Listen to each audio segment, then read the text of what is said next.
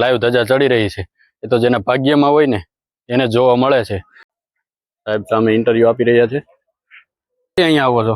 ઘણા વર્ષથી 5-10 વર્ષથી આવું. ત્યારે અહીંયા બેનો પીરસી રહ્યા છે. બધાને કરશનદાસ બાપુના દર્શન કરાવું. કેટલા વર્ષથી અહીંયા સેવા આપો છો? 14 વર્ષ સિરિયલ. 14 વર્ષથી સેવા આપો છો સિરિયલ.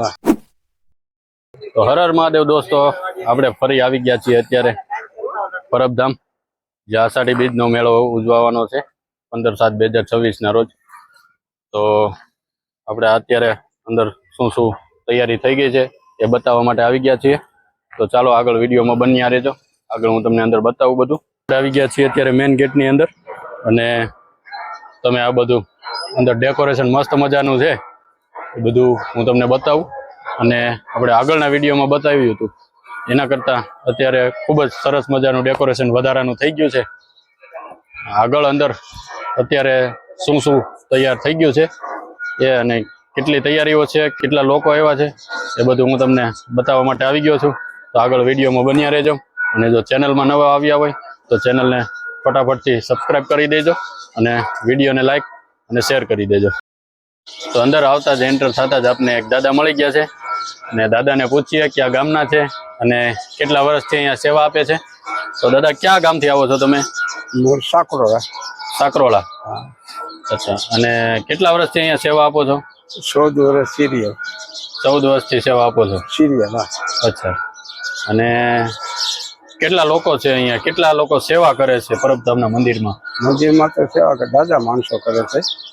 પછી હું તો શ્રીફળમાં સૌ શ્રીફળ વધેરામાં એટલું, અને પાછી કોઈ ને ત્યારે અમારું ગ્રુપ આવી છે.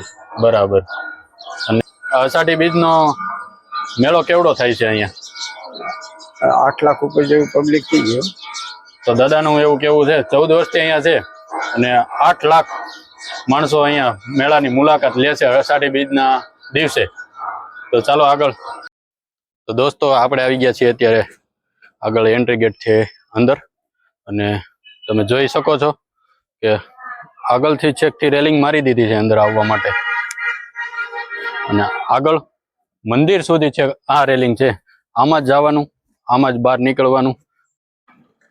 તો મિત્રો આ ટાઈપ બધી રેલિંગ મારી દીધેલી છે, અને આ સાઈડ બધે ડેકોરેશન થઈ ગયેલું છે. આગળ બાપુની ગાડી પણ પડેલી છે, અને અહીંયા તમે જુઓ મસ્ત મજાનું ક્ષીર સાગર ભરેલું છે અત્યારે કુંડમાં. આને કહેવામાં આવે છે ક્ષીર સાગર. અને સાહેબ સામે ઇન્ટરવ્યુ આપી રહ્યા છે. તો આવી બધી તૈયારીઓ થઈ ચૂકી છે અત્યારે. તો આવો ઝડપથી બધા પરબધામ.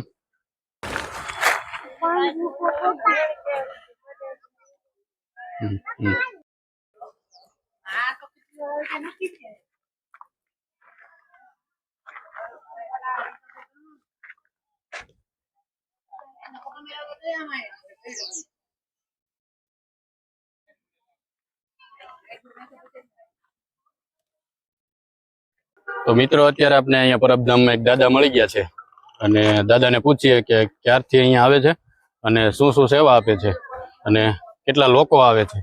તો દાદા તમે ક્યારથી અહીંયા આવો છો? ઘણા વર્ષથી 5-10 વર્ષથી આવું. અને માણાવદરથી તમે જો તો ત્યાંથી કેટલા લોકો અહીંયા સેવા કરવા આવે છે? ત્યાંથી 5-7 જણા આવે. બરાબર. દાદા ભેગા 8 થી 10 જણા આવે છે, અને અહીંયા અગાઉ જ આવી ગયા છે સેવા કરવા માટે. તો ચાલો આગળ વિડીયોમાં જોઈએ. અહીંયા આગળ પણ ડેકોરેશન અને મસ્ત મજાનું ફિટિંગ બધું થઈ ગયું છે, અને લોકો આવવા લાગ્યા છે અત્યારે.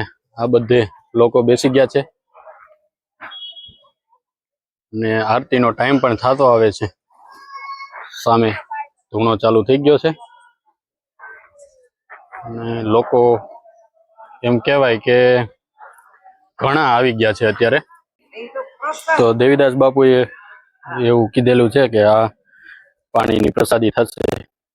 તો અત્યારે લોકો આમાં પ્રસાદી લે છે. અહીંયા વાટકા પડેલા છે, ત્યાંથી પાણી પીવે છે, અને દાન રૂપે એમાં સિક્કા નાખે છે. તો આવું કંઈક છે અત્યારે અહીંયા.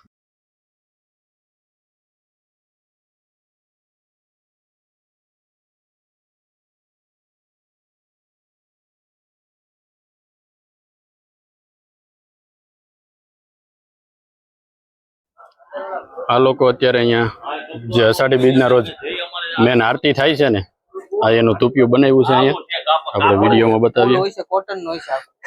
હાલો બાપુ આ ઉભા રહ્યો તો જરીક હાજરમાં.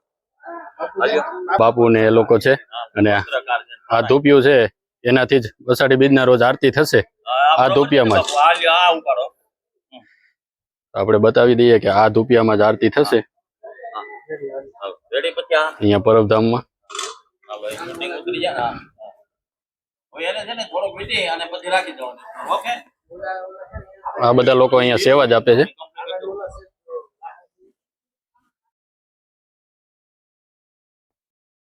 અહીંયા ધજા ચડાવવા માટે અહીંયા સીડી આપેલી છે. અહીંયાથી સીડી ચડીને ઉપર ધજા ચડાવવા માટે જાય છે. અને અહીંયા ફૂલવાડી છે બધી. અહીંયા થંભ છે, સામે અન્નપૂર્ણા અનાજ ભવન છે.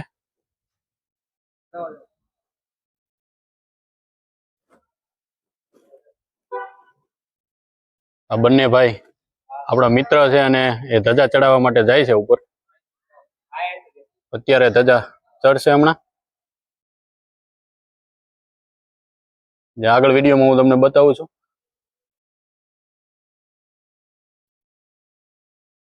આવી રીતે ધજા ચડાવવા માટે ઉપર છેક જાય છે.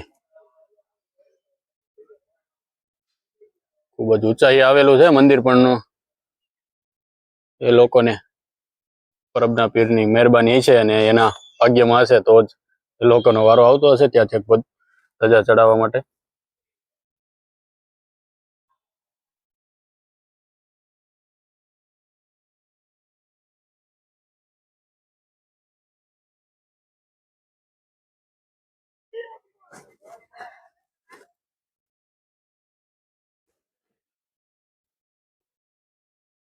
તો મિત્રો અત્યારે લાઈવ ધજા ચડી રહી છે, જે મારી આવડી ઉંમરમાં અત્યારે પહેલી વાર, હું તો ઘણી વાર અહીંયા આવતો હોઉં છું, પણ આ પહેલી વાર અત્યારે લાઈવ ધજા ચડી રહી છે.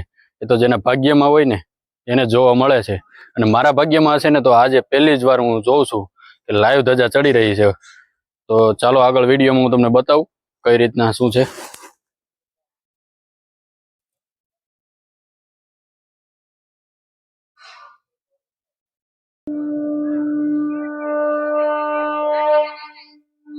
ચાલો મિત્રો, ધજા ના દર્શન તમે બધા લોકો કરી લ્યો.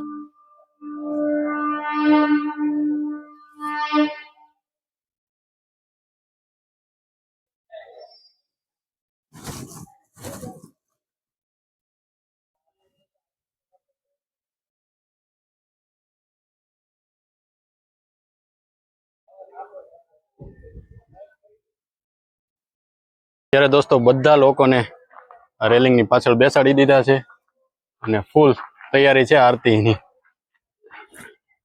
તો આપણે એક જ અત્યારે અહીંયા અંદર છીએ. આપને બાપુની પરમિશન છે એટલા માટે, બાકી કોઈને અહીંયા અંદર આવવા દેતા નથી. અત્યારે આરતીના ટાઈમે બધાને બહાર કાઢે છે. આપણે બાપુની પહેલાથી જ પરમિશન લઈ લીધી. મિત્રો, આવું આયોજન તમને ક્યાંય પણ જોવા નહીં મળે. એવડો પરબધામનો મેળો અત્યારે અહીંયા થાય છે.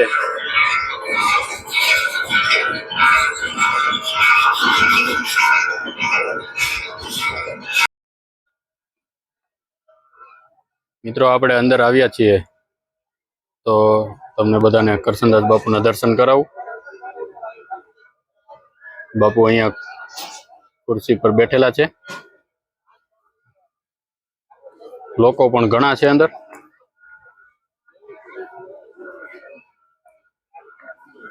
મિત્રો, આ છે રસોડા વિભાગ, કે અહીંયા બધાને પ્રસાદ લેવા માટે બેસાડવામાં આવે છે આમ મોટી જગ્યામાં. ને આટલું અંદર લાઇટિંગ ને બધું થઈ ગયું છે. અહીંયા સામે કરશનદાસ બાપુ બેઠેલા છે.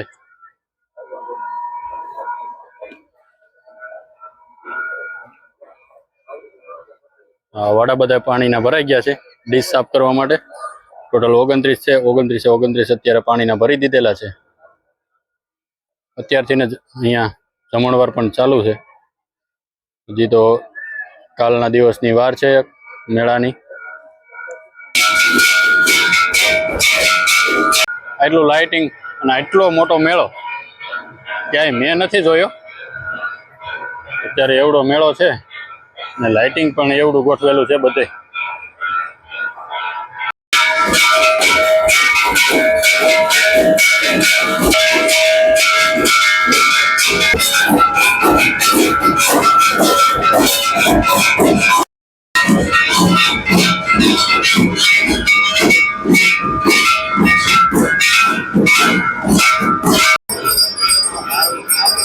મિત્રો આ આરતીનો વિડીયો છે એ કોઈને પરમિશન નથી, પણ આપણે પરમિશનથી ઉતારવા ગયા છે.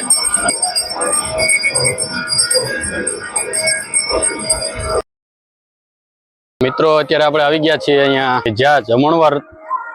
અત્યારે તો 1000 જેટલું તો માણસો અત્યારે હાલ આવી ગયું છે અને આપણે અત્યારે બતાવવા માટે અહીંયા રસોડા વિભાગમાં આવી ગયા છીએ. અને સામેની સાઈડમાં બધા માણસો અત્યારે જમી રહ્યા છે. સાધુ સંતો મહાત્માઓ બધા આવી ગયા છે. હું તમને વિડીયોના માધ્યમથી બતાવી રહ્યો છું કે કેટલું લોકો અત્યારે આવી ગયું છે અને પ્રસાદી લઈ રહ્યું છે. આ કુંડમાં બધાને ડીશ સાફ કરીને ત્યારબાદ અહીંયા મૂકવાની છે.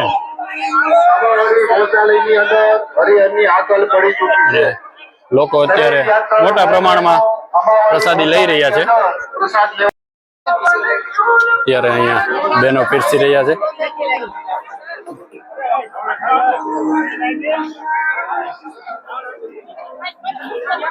હાલો.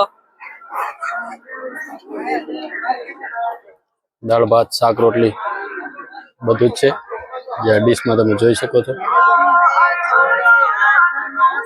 અહીંયા આટલા લોકો પ્રસાદી લઈ રહ્યા છે, પણ આવતીકાલે તો અહીંયા એક પગ દેવાની પણ જગ્યા નહીં હોય અને લાખો લોકો અહીંયા પ્રસાદી લેવામાં હશે. અને અત્યારે આ રસોડું મેં તમને બતાવી દીધું અને કાલે આપણો આગળનો વિડીયો આવશે જે સેપરેટ મોટા રસોડાનો આવશે અને અંદર બધું કઈ રીતના બને છે એ બતાવવામાં આવશે. એવી જગ્યાએ છીએ કે અહીંયા તમને હું બતાવીશ ને તો તમને પણ એમ થશે કે આટલા બધા કાઉન્ટર હશે જમણવારમાં, પણ આટલા લાખ લોકોનું જમવાનું બનાવવાનું હોય અને પીરસવાનું હોય તો આટલા તો કાઉન્ટર જોઈએ જ. તો ભાઈ બતાવો આગળ કેટલા કાઉન્ટર છે. છેક દૂર દૂર સુધી દેખાય છે તમને આ બધા કાઉન્ટર ગોઠવેલા છે. અને જો ચેનલમાં નવા આવ્યા હોય તો ચેનલને સબસ્ક્રાઇબ કરી દેજો અને વિડીયો જો ગમ્યો હોય તો વિડીયોને લાઈક આપી અને શેર કરી દેજો. જય અમરમાં.